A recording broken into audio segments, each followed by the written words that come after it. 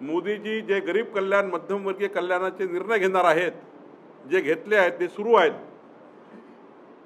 जे अजूनही त्या योजनांपासून दूर आहेत त्यांना पुन्हा एकदा या योजनांमध्ये आणण्याकरता भारतीय जनता पक्षाचं संघटन काम करणार आहे।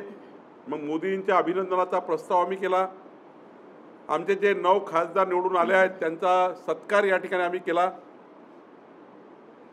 आणि पुढच्या काळामध्ये येणाऱ्या विधानसभा निवडणुकीमध्ये भारतीय जनता पक्ष आणि महायुती पुन्हा एकदा या महाराष्ट्रामध्ये 14 कोटी जनतेच्या कल्याणाकरता या महाराष्ट्रामध्ये पुन्हा सरकार येण्याकरता संपूर्ण विधानसभेमध्ये महायुतीचे उमेदवार कसे निवडून येतील याकरता जिथे आम्ही मागो पडलो आहेत, जिथे आम्ही कमी आहोत त्या ठिकाणी पुन्हा एकदा तयारी करण्याची ही बैठक होती।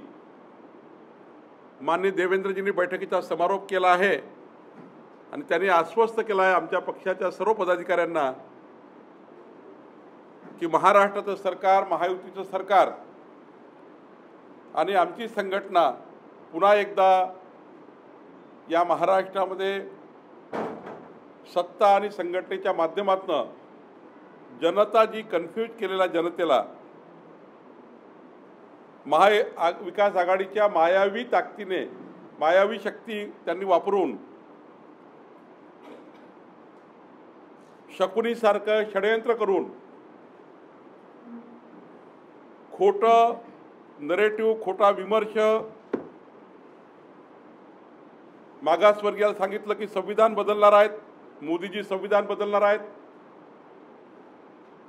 पण मोदीजीने एनडीएचे नेते होताना संविधान हातात घेऊन संविधानाला नतमस्तक होऊन भारताचं संविधान हे सर्वोच्च आहे असं सांगून पुन्हा एकदा आपली वाटचाल सुरू केली। आज मागासवर्गीय जनतेमधली जे भय होतं ते कमी झालं।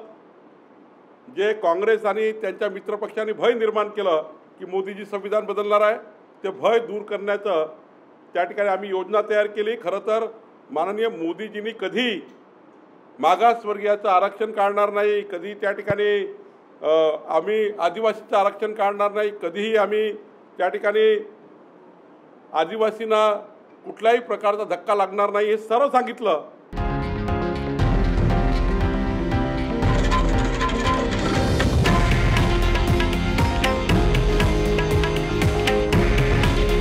हे आहे देशातील नंबर 1 न्यूज नेटवर्क आणि आपण पाहत आहात TV9 मराठी। काळजी तुमची, हित महाराष्ट्राचं।